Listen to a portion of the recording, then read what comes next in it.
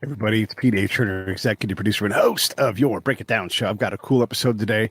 So we get a lot of guys from history and guys associated with history, and this is sort of someone who crosses both levels. His name is Jim Belcher, and Jim is the son of someone who survived the sinking of the USS Indianapolis.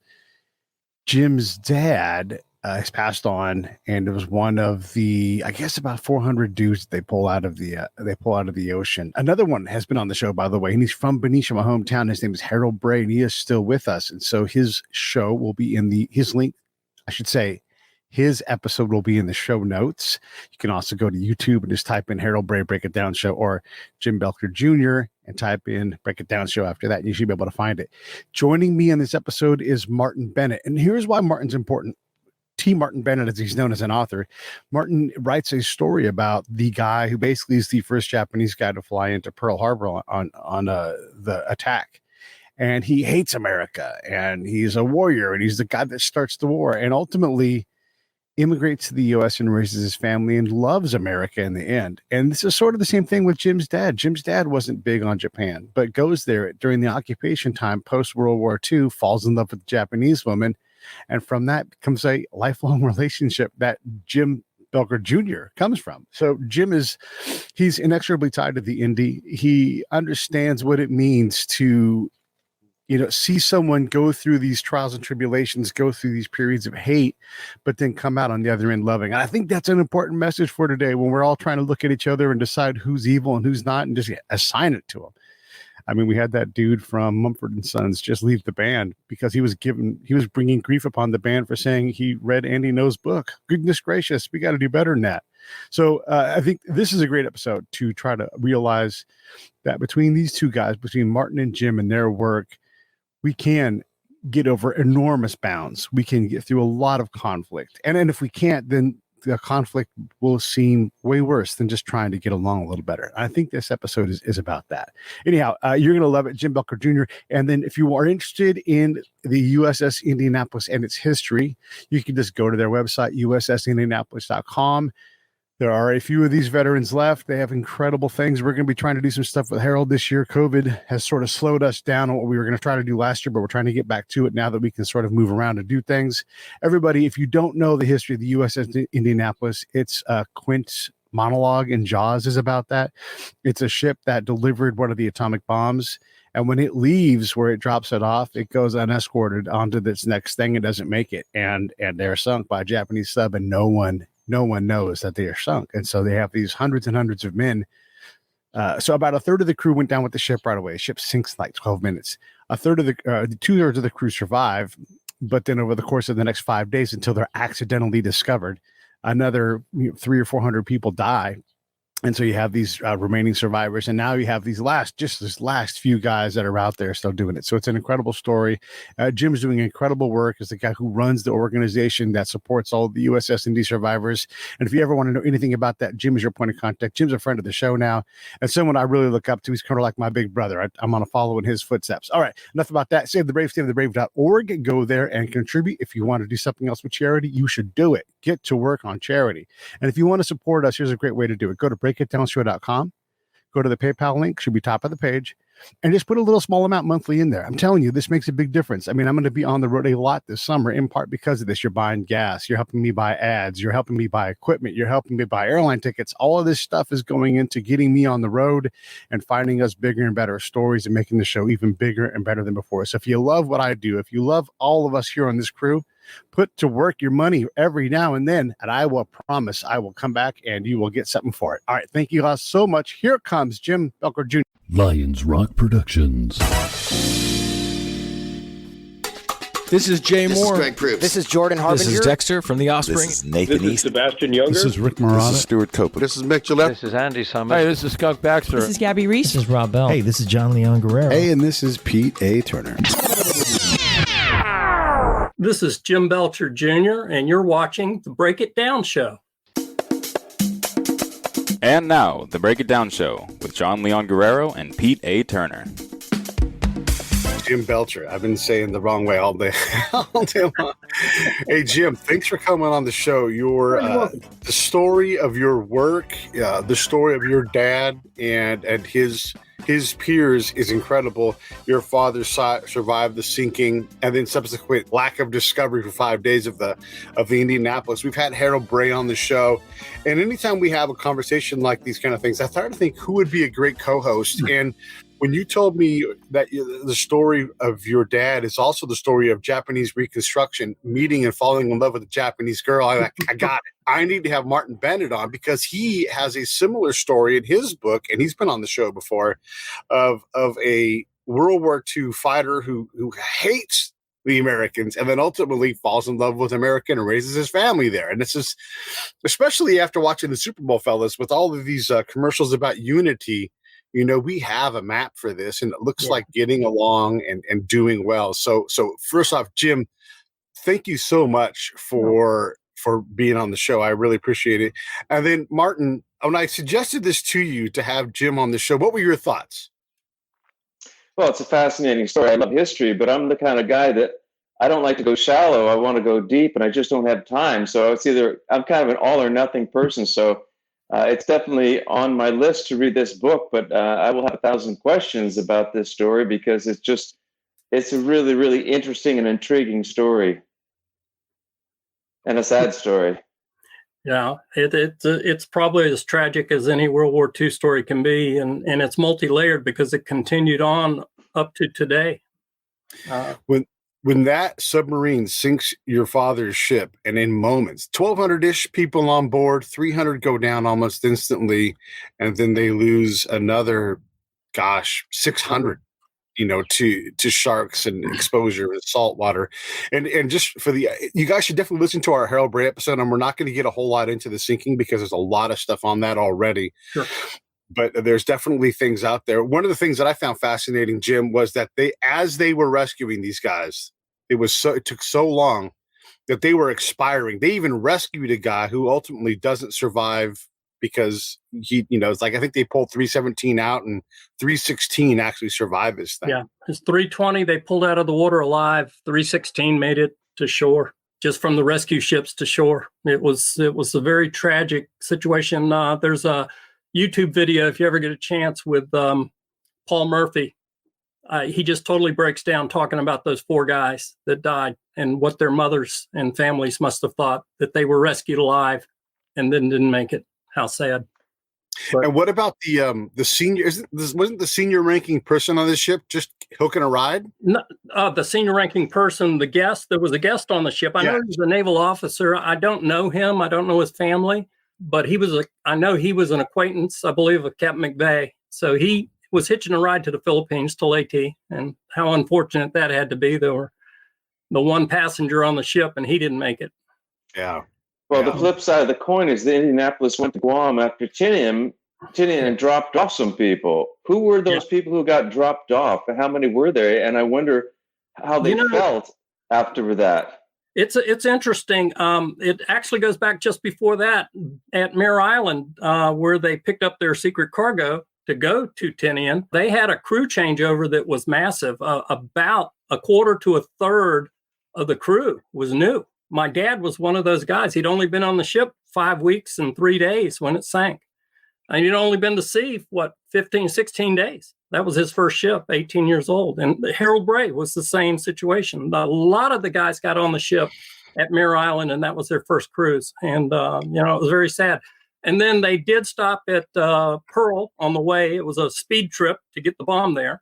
As far as I know, nobody got on or off at Pearl because of security. And then they got to Guam, and they did have some guys got off. I know the printer, one of the guys on the ship was a printer, and another ship there at Guam needed a printer, so he got off. A couple of the guys got off, but again, because of security, they didn't want too many people getting off the ship right away. And then they came back to Guam. A few more guys got off, and then they went on that last voyage, and of course didn't make it to Leyte in the Philippines. But those guys who got off, they dodged an incredible bullet. Their life was absolutely transformed. It must have been shocking to them for the rest of their lives. They could have stayed on that ship. At first, that would be the layman's view of it. But let me tell you, let me go deeper, because I've talked to some of those guys. They come to the reunions. I'd almost say they carry more guilt than the guys who were in the water that survived. Right, survivor's guilt, right. Because not only did they avoid, first of all, a lot of the guys on the ship were their friends. They knew them. A lot of the guys that got off, including that 1/3 crew changeover, those guys have been on the ship for years. So the remaining guys were close friends of theirs, with the exception of the new crew. So they lost a lot of buddies, and they got off by pure luck in their mind. But then the fellas that were in the water at least could look back and say, I suffered 5 days and survived. They still carried tremendous guilt. My dad did. A lot of them had drinking problems and a lot of issues. But those guys who didn't even spend 5 days in the water, I think they felt more guilt than anybody else in the crew. It was, and I consider them part of the crew, even though there's a lot of debate about, the final sailing list, who was on the ship at the end. But we have to remember the people that suffered went way beyond the guys on the ship, way beyond. The rescue men, these young 17, 18, 19-year-old boys that pulled up in the middle of the night and saw these guys being attacked by sharks and body parts in the water. They weren't prepared for that. And they suffered their entire lives. They suffered nightmares and night terrors and guilt. For what else could we have done? If we'd have turned left instead of right, maybe we'd have found another group of guys. Horrible, horrible guilt. All of these guys. Can't describe it. It's similar to Waylon Jennings, and how he felt. And it caused him, part of his addiction problem was getting over the day the music died thing, because he wins or loses a coin flip, and obviously, whenever these things happen, there's a lot of people that go down with that ship for sure. And this is what we're talking about. Yeah. And what part of my awareness when I'm in schools, it is an opportunity to talk about tolerance and forgiveness, because, these guys, one of our primary guests now at the reunions is the granddaughter of Captain Hashimoto, the captain of the submarine that sank. Wow. And of course, Captain Hashimoto went to bat for Captain McVeigh every single time, starting in 1945 at the court-martial, all the way up until the exoneration. He wrote a letter to Congress telling them that I still don't understand why you court-martialed him. He didn't do anything wrong. There's a lot of room for tolerance and forgiveness, but I go into the schools also to remind kids the sacrifice, what the price these people paid. Not just the ones who were lost at sea; they paid the ultimate sacrifice. But the guys who lived, I'm the child of a survivor. I can tell you firsthand, and most of us children can, that our dads had a lot of baggage. And, they pass that on to their kids. I went in the Air Force in 76, January 76, right after Vietnam, specifically the Air Force, because I couldn't get along with my dad. I was the oldest of 3 boys and had grown up under his thumb. And he stayed in the Navy till 69. He didn't retire until 1969. He was World War II, Korea, Vietnam. Jesus. So I think he did it because he had nowhere else to go. He really belonged in the Navy. He felt like it was the only safe place for him. And he stayed until 69, and Vietnam drove him out of the Navy. He would have stayed longer, except he couldn't stomach that war. He told me, he said, this isn't a war. One of the things that and I want to get back into your dad, and I want to give Martin some time to ask questions, but another thing that struck me as I was thinking about this and reading is the time frames. Because the Indy is delivering, the atomic bomb, this war is in effect over. Like, there's only so many more ships that are going to get sunk. And so they get sunk, and then not even 3 weeks later, the war is essentially over. The Japanese surrender the submarine that sinks them in 5 weeks. It's just that fast a time. And that means your dad must have fallen in love within months, ultimately, of this happening. I mean, I'm not saying like 2 or 3 months, but it's a short hunk of time where all these things happen. And it's crazy when you think about the dramatic changes that were happening in that short, we think of things now as like, oh man, it's so, it's been doing this forever. It's not, it's fast. Time moves fast in these kind of situations. Yeah. I can't speak for the men I've talked to, I've known over the years. I first met him in 77. My dad never talked about the sinking. I was 12 when I found out he was even on the ship, and he was getting ready to retire. But over the years, I've had a chance to talk to these hundreds of the guys, and they have almost to a man, are pretty united in the way that they feel about their captain and feel about what happened out there at sea and who the real heroes are. Not one of these guys will ever admit to be doing anything heroic or being a hero. To them, they'll say it over and over and over. The heroes are still out there. 879 sailors still out there. And what I was saying about the Vietnam War, I just wanted to clarify for my Vietnam veteran buddies. Dad's feeling was that the war could have been won if we were committed to winning the war, not that it wasn't a war. Oh, he knew it was a war. He was in country in Korea and Vietnam. He was very aware of the situation. What his concerns was we had not fought a war in his mind since World War II the way we should, which is all out to win. It's disappointing to all of us veterans who have watched these modern wars, which are more political wars than they are anything else. We're putting guys in harm's way. So my dad felt that way. I felt that way. We've grown up in a family. My mother's still alive, and we talk a little bit about the current wars, and she, of course, was a survivor of World War II in country, had 3 schools burnt to the ground during the war that while she was trying to attend, and then at the end was convinced that the Americans were going to slaughter them anyway. So my perspective of World War II was growing up in a house where both my parents talked about the horrors of war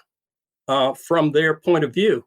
And I just went into school thinking that's just what World War II was like until I started hearing American history in classes and realizing it was very one-sided. And we had a total lack of understanding of the Japanese people. We almost wanted to make them aliens, like they were from another planet or something. And yet my mother, when I asked her one time, she was using the sharpened, they were training in school to kill an American during the invasion with a sharpened bamboo stick. And she was one of those young girls, 11 and a half years old. And I said, did you want to die? I mean, this Japanese mentality of Bushido and, die for the emperor. And she said, oh, no, none of us wanted to die, but we were going to die anyway. The propaganda had been so heavy from before and during the war that she was convinced that the Americans, when they got there, were going to slaughter them anyway. So what would we do? That's what I try to pose to our young people today. I said, what would we do if somebody came, invaded our country, occupied our country, and they're going to slaughter us anyway? I mean, you'd fight to the death, right? You're going to die anyway. And you're not defending yourself. My mother never, ever worried about herself. It was her younger brothers and sisters, her parents, her grandparents, and all the men. Her older brother, who was in the Imperial Japanese Army, my uncle, was off in China fighting for the Imperial Japanese Army. So there was nobody there who truly could defend them in her mind. So it was a very sad situation. We're very lucky as Americans that we've never been in a situation like that in this country since the Revolutionary War. I was curious about Commander Hashimoto. When did he first hear of the ship and the tragedy, and what was his immediate reaction? The war must have been over by the time he found out. Do you know his story? He wrote a book called Sank, and it's a pretty good book, and I read it several years ago, and I know he was aware pretty soon after he sank. He knew he sank a big ship. He thought it was a battleship.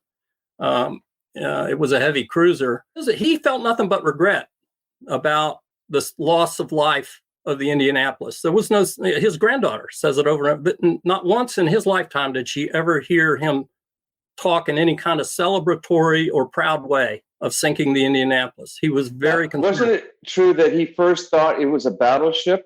Yes. And because it was a cruiser, was it outside the scope of what he was supposed to be bringing down or not? No. Towards the end of the war, I think he was desperate. The whole crew was desperate to sink a major warship. They hadn't had very little to no luck up to that point. I've seen different accounts where people thought his submarine was the most dangerous submarine in the Japanese Navy. By all accounts, in his book, he was they seemed to be very unlucky up until that evening. And then it was a pure stroke of luck that they sank the Indianapolis. I'm talking about, one of the guys said it's a cascade of situations that all had to line up in the right place before it would even have been possible to sink the Indianapolis. But it all happened. And then the mistakes on the part of the U.S. Navy, different groups, delayed the response, the rescue, to the point where we probably 300 went down with the ship, 600 died in the water. Some of those would have died anyway because they were injured, but easily 400 guys maybe or more of those who didn't come home would have been rescued if they'd have known that they were out there and came to their aid properly. The ship should never have been out there by itself in the first place. That's number one. It had no escort. Unescorted. Yeah, unescorted. Yeah, but there's a lot of precedent for that. You'll often read, first time a ship ever traveled unescorted of that size in that theater. Well, keep in mind the Indianapolis took the atomic bomb to Tinian unescorted. They made a speed run, but no other ship could have kept up with them for that distance at that speed. They went all the way to Tinian and then back to Guam unescorted, and then they were on their way to the Philippines. So by the time they were on their way to the Philippines, it probably seemed somewhat normal, even though it was abnormal for that time of the war in that theater. But keep in mind, this is a big ship, 610 feet long and 1,200 men, 9 8-inch guns. I mean, it had everything except sonar. Sonar is something you might have wanted on that particular cruise, but cruisers at that time didn't have sonar. Destroyers would have provided the sonar and rescue escort for them. See, the thing about the escort wasn't that it would have protected the ship so much as it would have been there to have notified other people right away that they're in the water and let's get them out. I think that's the biggest issue right there, is that they really probably should have. And Captain McVeigh did request escort and was denied. So, Jim, how many of the Indy's sailors went on to do what your dad did and work in Japan? I know Harold's like, get me to the middle of the United States. I don't want to be anywhere near water. It's funny. When I first met them in 1977, they were launching the submarine in Indianapolis, and we went up to Groton. I was in the Air Force then, so I was in uniform. And that's when I first started to realize I was very aware of the fact that I was half Japanese, so I had to kind of tread carefully, if you know what I mean. I didn't know these guys, and I didn't know how they felt about the Japanese. And I grew up in the 60s. Dad's from Alabama. And being half Japanese in the 60s in the South was not a pleasant experience. And we looked very Asian. I always joke. I said, when I hit 6 foot tall, nobody realized I was Japanese anymore. But I was actually a dual citizen at birth. I was born in Japan at Yokosuka Naval Hospital in 1957. And I'm the only child of a USS Indianapolis survivor that's a Japanese citizen at birth. I was a dual citizen. My 2 brothers were born at Bainbridge Naval Training Center here in the United States later, and so they were full American citizens. So my mother and I are the only 2 actual Japanese citizens directly tied by marriage to the USS Indianapolis, as far as I know.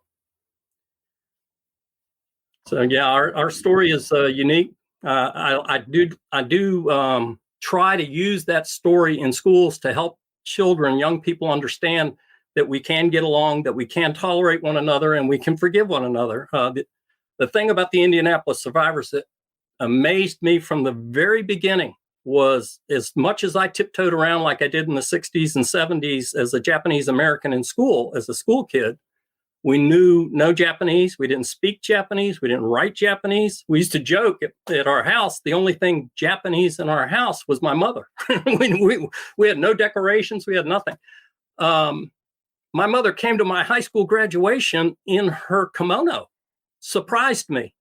And I'll be very honest with you. I was embarrassed. I was shocked. We had spent our entire lives, here I was 18 years old, spent 18 years trying to avoid in this country being Japanese or any hint of it, total assimilation into the culture. And then my mother shows up in a red kimono at my graduation dance. And I was so embarrassed that, I feel bad about that today, but I'll never forget the feeling I had when she walked in, and I didn't understand why she would do that to me, embarrass me that bad. We live in the Shenandoah Valley of Virginia. So again, in 1975, I'm graduating. Nobody had ever seen a kimono here in real life. And there were only 2 Japanese women that lived in town here, and they were best friends, my mother and this other lady who married an Army officer that retired. And so there were only 5 of us Japanese American kids in the whole town of 20,000 people. So it was embarrassing. But years later, I came to appreciate it. And it's one of my most cherished photographs. And, I'm the only one that can go to a high school reunion and everybody talks about my mother at the graduation dance. Nobody remembers anybody else's mother. Nobody else showed up in a kimono or anything. So I learned real quick by the 70s, people were starting to understand and tolerate better. But even today, you know, we have children that they get picked on for their ethnicity, and you know, I have some issues with some because I spent a whole lifetime trying to hide it. So it makes me uncomfortable when I see young people making no attempt to hide it, to speak the language. We were taught that speaking a foreign language, you know, in public was for my mother was rude. So I still see it that way, and so I have a hard time. I still have things that I'm adjusting to. But so you know that Mike Shinoda of Lincoln Park is half Japanese. Is he? And he's third generation, and he was making origami, you know, cranes. Yeah. And people said, "Why are you doing it?" He says, "Because I'm part Japanese, and I want to remember that, and I cherish that part of my culture and heritage." So I thought that was kind of cool. It is. A lot of us that are older, we're reaching back and trying to get a reattachment to that culture that we tried to let go of for years. And I have a friend down in Texas. He's very much into the martial arts. I can't even tell you how many fights I avoided in elementary and middle school because they just assumed that I knew karate. And that's how strong that belief was, and the cultural differences and stereotypes. I avoided a lot of fights just because they assumed I knew karate. And it went both ways, but it was mostly bad. And I have a lot of memories of Mom in Alabama not being allowed into certain stores because she didn't fit either door that they had. They had a colored door and they had a white door in the 60s, and she was neither. Plus the little town my dad's from, there was, by the weirdest stroke of bad luck, there was another sailor from the Indianapolis that was from Abbeville, Alabama, this tiny little town, and he didn't make it. And then years later, when Dad's stationed in for the Korean War in Japan, going in and out of Korea, and he marries a Japanese bride and brings her home to this little town, you can imagine what it must have been like for my mother and father coming back to that little town. And half the town is, you know, connected or related to this other sailor, and how hard that must have been on everybody. I know it was hard on my mother and father. My dad never talked about that. I found out about that after he was gone in 2001. And it just, but of course, you know, guilt by association is a terrible thing. Yeah, and we have to learn that.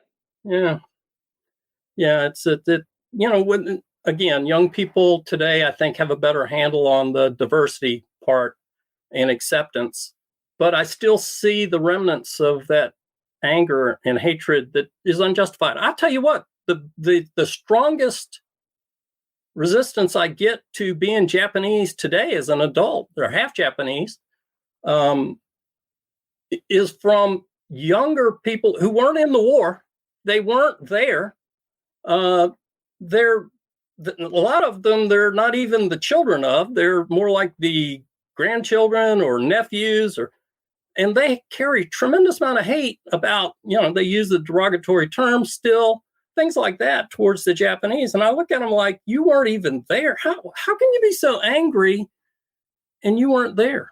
And I know they picked a lot of that up from these veterans that came back from the war who saw horrible, horrible things and had horrible things happen to them. And they were angry and they were upset. And, you know, I'll never buy a Japanese car. I'll never eat rice. I've heard all these things. And when I went in the service, you can imagine the nicknames the guys, you know, had for me. But a lot of them were, you know, they're service buddies. It's almost affectionate. I mean, you know, there was a camaraderie there that bridged that anger and hate. And that's what I always look for with these young people, is that they can let some of that go and understand that we are all the same. My mother said, we're all the same. I didn't want to die. You don't want to die. I don't want to die. There's nothing. Martin, I want to ask you, because you tell a similar story in your book of a Japanese warrior who basically starts World War II. I mean, he's, if not the first, you know, he's the prime guy. And he comes all the way back around towards tolerance and loving America and raising his family here. Well, he was steeped in this propaganda of the, like I said, superiority of Japanese, and it was just pumped into them by the elite in the military. I remember talking with a professor, and I said the deification of the emperor in Shinto. I asked, was this something they believed, or was this something they just kind of used in order to manipulate the public to support their expansion ideas in East Asia? And he said, well, it's pretty much both. They used them both. But after the war, all that Shinto just kind of evaporated, except as a vestige. But with Fuchida, he was told a lot of things about Americans that were false, but there were some things about Americans that were true that were really bad. And that's in my book, Wounded Tiger, about the League of Nations that happened after World War I. The Japanese asked for the Racial Equality Act to be accepted, and it was rejected by the committee. And the head of the committee was President Wilson, and President Wilson was known to be racist, and it was bad. And so the Japanese were highly offended by this, and understandably so. And they were really, felt like they were being relegated to a second-class position. So it's kind of like I see Japan and the United States as being, Japan walks into a bar, Japanese, small guy, and the Americans laugh at him and tease him. And then he goes away and he comes back with a gun. And it's like, okay, now it's a different situation. Yeah. On the one hand, you can't blame the guy for being upset because Japan was mistreated by the powers of the world. But on the other hand, you have to say, well, that's really not the right way to deal with it. So when Japan came against the United States in Hawaii, as a high school student, I thought, well, why are they doing this? Are they going to try to take over the United States? It didn't make any sense to me. So that was part of my research. But they essentially were hoping a preemptive attack would cause the United States to say, okay, we're going to stay out of East Asia in the same sense the U.S. stayed out of Europe. It's not our problem. We were involved in World War I. Those guys are just killing each other all the time. We can't stop them. We don't want to be a part of that. The big mistake, of course, was the Japanese didn't expect the Americans to want revenge and to jump into the war after Pearl Harbor. They thought it would be the nail in the coffin. That would keep the U.S. out for good. It was the exact opposite, incited it. So as far as Fuchida, he was furious, he was livid, and he was glad to lead the attack on Pearl Harbor, and he called it the happiest day of his life at the time, which is hard for most people to understand. But when you get all the backstory, it makes sense, not necessarily justifiable or excusable, but it's understandable.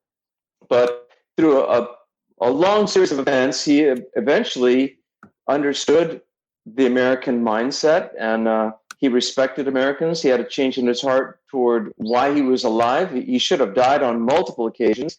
And ultimately, he did live in the United States. His kids became citizens, and he loved America. And the end of World War II really is a happy ending. Americans love history and culture. I'm wearing a hat right now. We love sushi. We love Japanese electronics and automobiles, and they love American culture and baseball. I mean, it's a happy ending, but my goodness, what a horrific way to get there. My mother said at the announcement of the surrender, I asked her, what did you think? And she said, we were happy. Those were her exact words. We were happy. We were suffering. At the end of the war, there was so much suffering. There was so much hunger. There was so many shortages, and there was no future. And it became evident to her as an 11-and-a-half-year-old that Japan was losing the war, which was hard to believe, even for my uncle. My uncle, I did get to talk to him in the 80s before he died, the one that was in Japan or in China fighting for the Imperial Japanese Army. He told me that he thought that they were winning the war. They had been fed that the entire... Of course. And in China, he said, we were like a hot knife going through butter. He said there was nothing could stop us. And they were deeper in China. They were on the coast.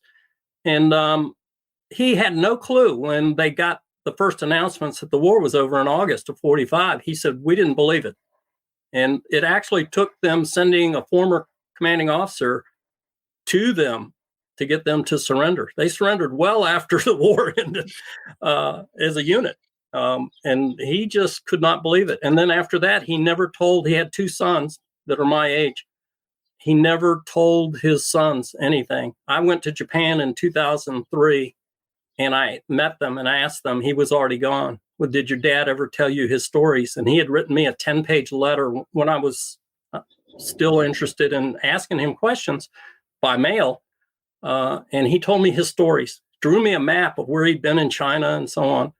And I was able to sit with his children, his two sons, and tell them their dad's stories. They had never heard them, and they were full adults. It was very tragic for the Japanese as well. It was very embarrassing to lose the war. They felt like they'd let their families and their country down. They were doing what they, just like our guys, they were doing what they were ordered to do for the most part. There were so many atrocities. I know I've never, ever sided with the Japanese as far as the atrocities that were committed, no more than the Germans that committed them. But we have to understand that it wasn't the average Japanese person that was doing those things. And there was so much cruelty within the Imperial Japanese Army that didn't exist to that extent in the Imperial Japanese Navy. We don't learn this history properly, and we need to understand better that there were tremendous forces at work in Japan, in particular with the military controlling the government, something we have to be, there are so many lessons we can learn from all of this that are happening today that we have to be very, very careful of. The presence of U.S. troops within the borders of the United States troubles me severely as a veteran and also as an American and also as a historian. And yet some people welcome that we're using American troops inside the borders of this country to protect what? The government? That was exactly what the Constitution was set up not to do and not to allow. So we're trying, I try to teach these young people to think, use their brains, study history, learn from these conflicts, things that other countries did wrong. Germany made a lot of mistakes to get into the war. Japan made tremendous misjudgments of the Americans. The people that had been in the United States, the Japanese who had studied here and lived here, they warned their government and they warned their leaders, the Japanese army leaders, to not get into this. And one of the other things I want to ask about is there's the trope of the Southern man who goes to Japan is not supposed to fall in love with someone from Japan. Your dad's from Alabama. Why wasn't he a raging bigot who couldn't stand anybody who was white? But this is the problem with these things. We end up being bigoted in our assessment of other people's bigotry, and so intolerance just stews together. So talk a little bit about. Your dad, did he talk about falling in love with your mom, or does your mom talk about that much at all? Oh, yeah. We've had lots of conversation because, it's a total mystery to me how they would have even met beyond, casual acquaintance kind of thing. And think about it. My uncle was in the Imperial Japanese Army. For him to even get inside the family at all, to me, was just unbelievable. Why would they let him in? Forget. I understand my Alabama families not accepting my mother and us children to some extent. But why would they accept him into their family after all he had done? He delivered the atomic bomb. He was on the ship that had delivered the atomic bomb. And my grandfather, I didn't tell you that, but my grandfather, my mother's father, he was at Nagasaki when the second bomb was dropped. He survived the bomb drop, but he died years later of cancer, no doubt, because he walked right through Nagasaki after the second bomb. But they had every reason to totally hate my father as well. And yet they were able to overcome those obstacles through common interests and likes. Of course, it started with my mother. They met at a ship's party. Dad was they had a ship's party for the USS Estero. Dad was on a small cargo ship at the time as a radioman. And the short version of the story is, first night, my mother was working at the restaurant for her brother who was running the restaurant. She was only 17. And she was told, the only word in English you need to know is no. You don't need a bunch of sailors coming off the ship. They're going to have a party at this Japanese restaurant, 1952. And Korean War is going. And half the crew gets off the ship, and the next night, the other half of the crew is supposed to go. So that night, Mom said she's serving all these drunk sailors, and there's one sailor sitting at the bar he's so nice, and he's just drinking water. And he's very polite to her. All the other sailors are typical sailors, trying to grab and do the things they did. And she was very impressed with him. And she said, I fell in love with that man that night, but I knew he wasn't coming back because the other half of the crew would come the next night. Well, the next night he comes back, and her immediate thought was, oh my gosh, he's here for me. He likes me. So she said he danced with her, and they had a wonderful time. But she said, but that night he was drinking, and he drank a lot. And she said he got drunk, but she said it was too late. I was already in love with him. And from there, they started dating. Years later, she said she remembered that evening and all the drinking. She did not like the drinking, but she asked him, why were you not drinking that first night? Because that's what caught her eye. And he thought about it for a minute, and then he started laughing. He said, oh, the first night. He said, I was on shore patrol the first night. And so she didn't know what that meant. So had he not been assigned shore patrol that first night, he would have been drinking, and they never would have met. So I always see those shore patrol armbands, and it always means something special to me. Had it not been for shore patrol duty, I wouldn't be here. So, but they overcame a lot of differences. You're right, Mike, Martin, that their differences were overcome by things like my father and my uncle both, and my grandfather. They all liked gardening. They liked woodworking. They loved fishing. And that's what they did together that was common. And from that sprang trust and friendship. And from that sprang an understanding. Plus my uncle, in all honesty, my dad had talked about that. There was that sense of, yeah, you were the enemy, but you also were, there's some honor and respect because you were a warrior. You did your job. To my dad's knowledge and to my uncle's knowledge, neither one of them had participated in any atrocities, so to speak, directly. So they became best friends. They became very good friends. And my mother says to this day, she had 8 brothers and sisters. Of all the brother-in-laws, she said my dad was her mother's favorite. He would come back even during the Vietnam War when we were stationed in California. He was on a fleet oiler, and it would always stop in Sasebo, Japan, and he would always come visit his in-laws, and he paid a lot of respect to them, and he loved Japan. My dad loved Japan. He had no, well, I'll tell you this, when he went back in 1950, he did tell his recruiter down in Dothan, Alabama, they needed radiomen, so they wanted him back. And he said, I'll go anywhere except Japan. He told his recruiter that. And his recruiter said, sure, come on in, sign the papers. So he did. And he said 7 weeks later, he was standing in Japan. That's where the Navy sent him. Of course. So he had a resistance to going to Japan. I think that's natural.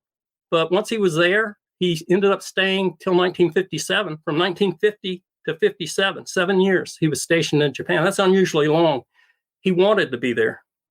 And he fell in love with Japan. And to the day he died in 2001, tremendous respect for the Japanese and Japan. And my mother, the exact opposite. I mean, the tremendous respect for the United States and America. When Dad died in 2001, my brothers and I kind of huddled up and said, Mom did her job. She put up with all this crap over the years, all this discrimination and the issues early on, all the crying and tears. And we went to her and said, Mom, it's okay now. Since Dad's gone, you've done your job. You've raised us, all 3 of us, college degrees, all of that. You've done your job. You've done it well. It's okay if you want to go home. And I'll never forget the look on her face when she looked at us, puzzled. And she said, but I am home. And yes, I thought, I love it. Wow, it never occurred to me in all my years up to that point that she was way more American than she was Japanese. And that's when it hit home. And to this day, she lives in the house where her and Dad bought in 1969. and she's going to die in that house. She's 87 years old. She'll be 87 in March. Harold said something interesting at the end of our show. He never told his parents what happened with the Indy. Just never mentioned it at all to him. And you would think, you would tell your parents something, but how did your mom deal with what your dad's story was when she figured it out? And when did she figure it out? When Dad was in 1968, Dad came home from work. He was teaching crypto school at Norfolk Naval Shipyard in Portsmouth, Virginia. His last enlistment. And I remember he was sitting at the dining room table in uniform, and he was drinking. And him drinking wasn't unusual, but I could tell that he was upset about something. And he didn't, other than getting mad or, that kind of thing, a chief petty officer mad about things. He was just sad, unusually depressed, and very, very quiet, unusual. And I remember I walked by and I knew Dad's chief petty officer, oldest son. I was 11, almost 12 years old. I remember thinking, well, I'm not going to ask him. That would be dumb, So I went to Mom, standing not too far away, and said, Mom, what's wrong with Dad? And she said, today's the day his ship sank. And I said, what ship? I'd never heard the story. I didn't know. And he'd already been, I knew his Vietnam stories. I just never heard his Korea or World War II stories. And she said, today's the day his ship sank. And I said, what ship?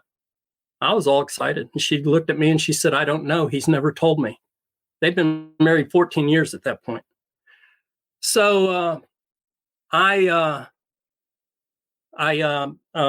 waited a day or two, and then I went to Dad and I asked him, I said, Dad, Mom told me you were on a ship that sank. I was, I wanted to know the story. And I'll never forget. I said, what ship were you on? And he just stared at me and he said, the Indianapolis. And I said, what happened? And he just very calmly looked at me and said, it sank. And then he walked away. That was 1968, 69. And I just never asked him again. And it was probably in the 70s when a reporter came to the house, found out about him being on the ship. He was working at General Electric then, and it was in their paper, the company paper. Somebody found out, and it made the news local. And that's the first time I ever started paying attention to the story. I went and checked out the book Abandoned Ship by Richard Newcomb. It came out in 1958. That's when I read and went, oh my gosh, my dad's in there. It just, I had no idea. And he didn't talk about it until probably after Jaws came out in 1975.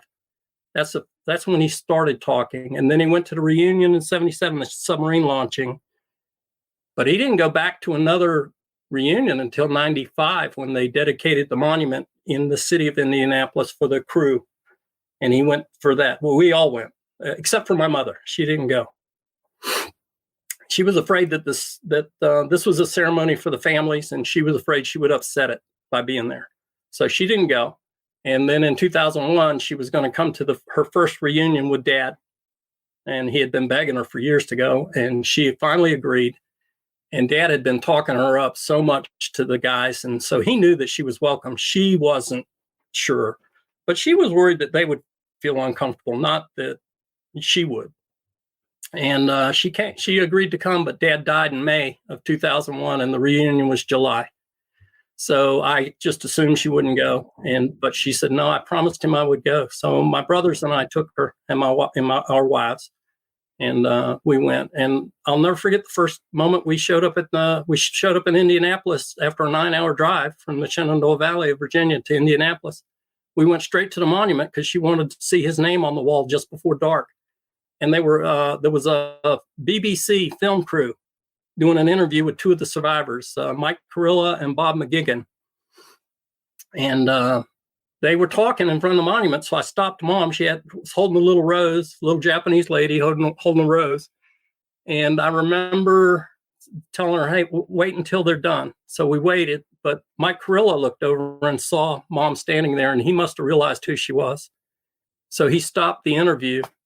And he motioned for her to come, and they met about halfway towards the monument, the three of them, Bob and Mike and my mother. And they hugged, and his tears be up. And they hugged and they cried. And all I saw was healing. I saw a lot of healing going on right then. And that's when I started to realize that they all needed this. My mother needed it because Dad was gone. And they needed it because they wanted to let go of all that pain that they had been carrying all their lives. And that helped a little bit. And for the rest of that reunion, 3 days, there was a lot of hugging and a lot of crying and a lot of love.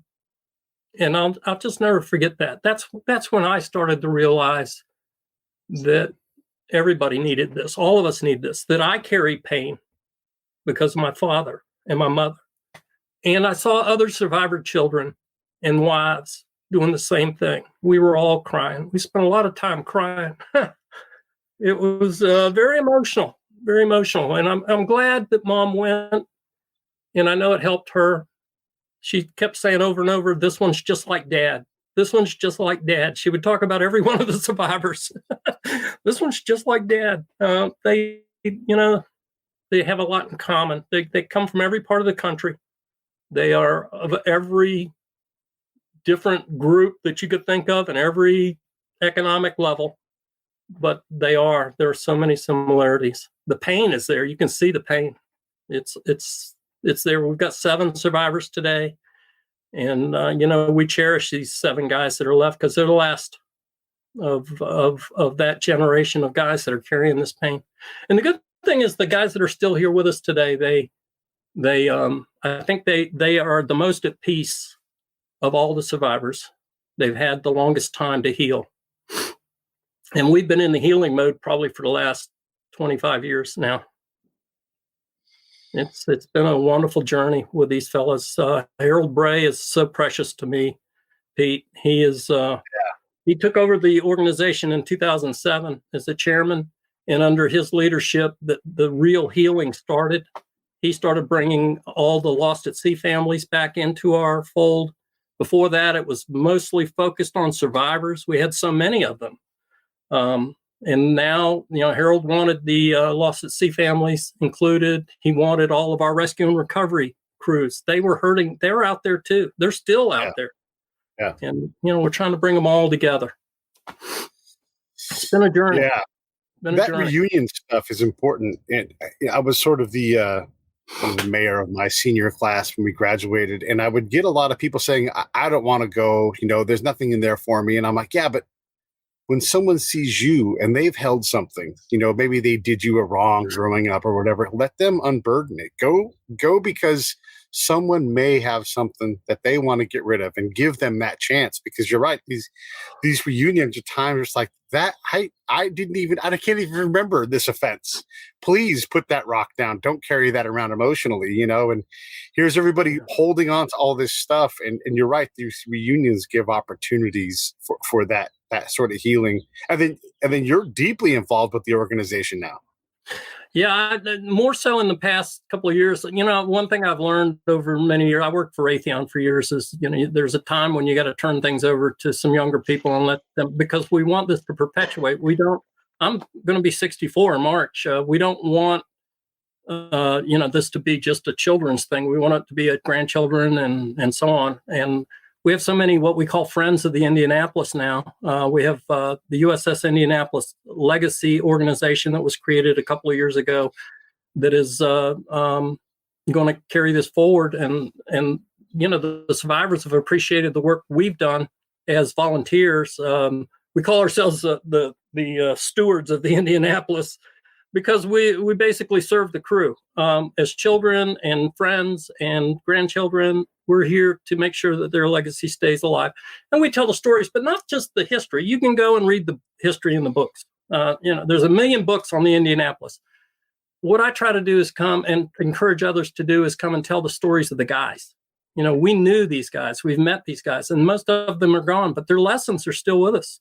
Every one of the survivors, the never, never, never give up mentality that the survivors have. And then I've learned so much from the Lost at Sea families over the last 20 years.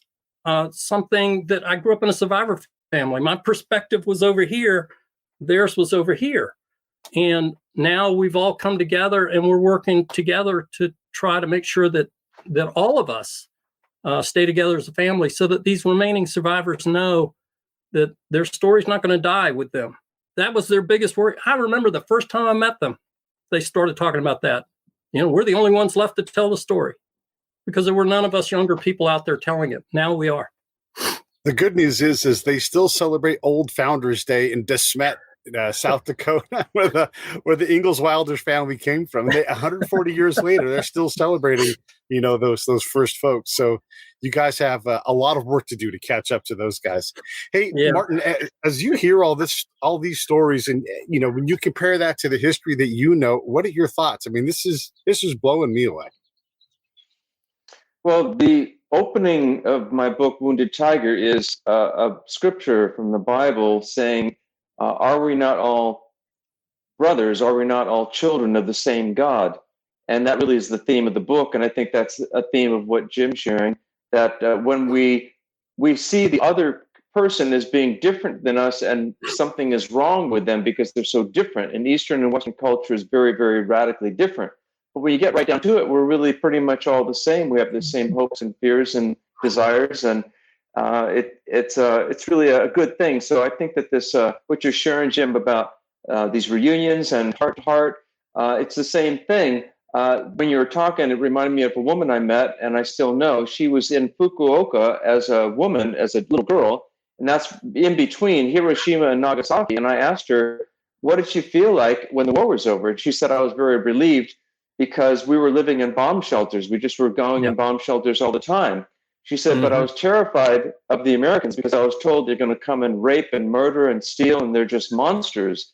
She said, the very first time I saw an American soldier, there was a group of them, and they were handing out chocolate and candy, and they're laughing and playing with the kids. She said, as soon as I saw that, she said, I'm going to marry an American. I'm going to America. And that's exactly what she did. And she was not bitter toward anyone.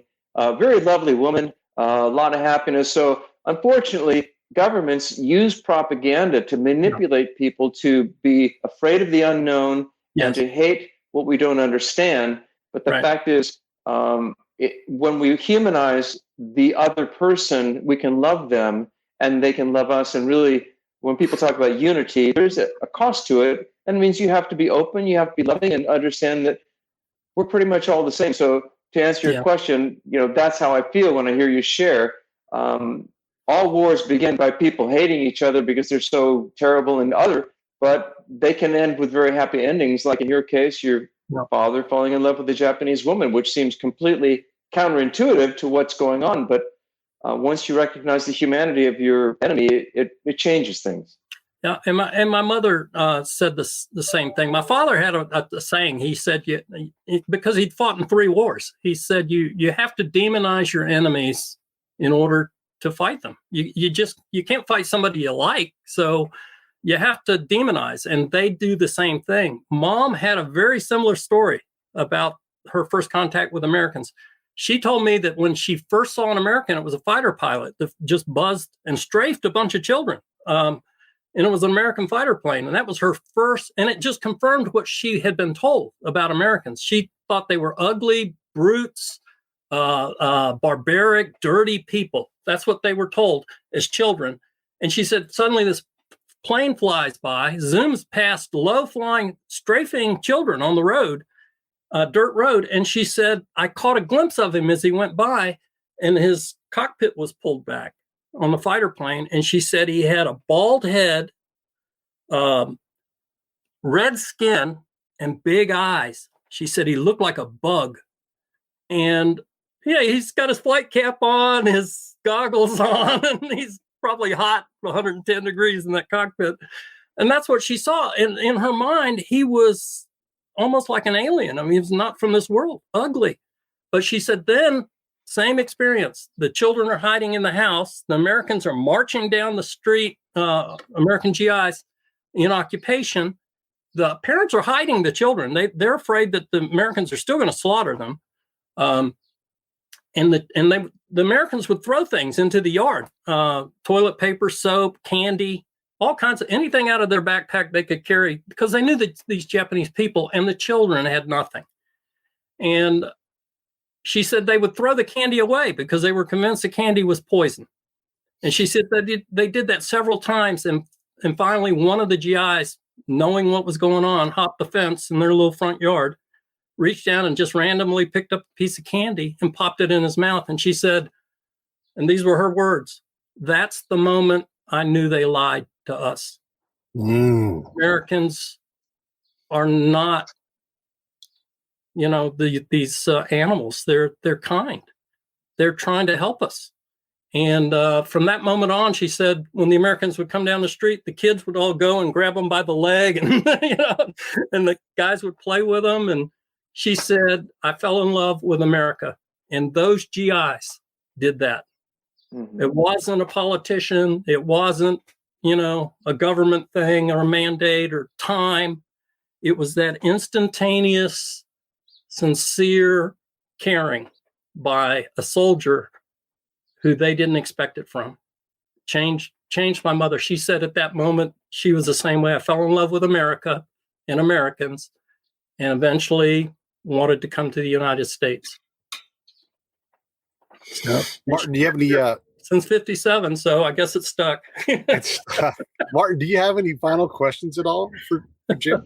Oh, well, it's a big question, but the use of the atomic bomb remains controversial to this day. Fuchida was in Hiroshima the day before they dropped the bomb, and he came there the day after. All his buddies were killed, 100,000 plus people died, etc.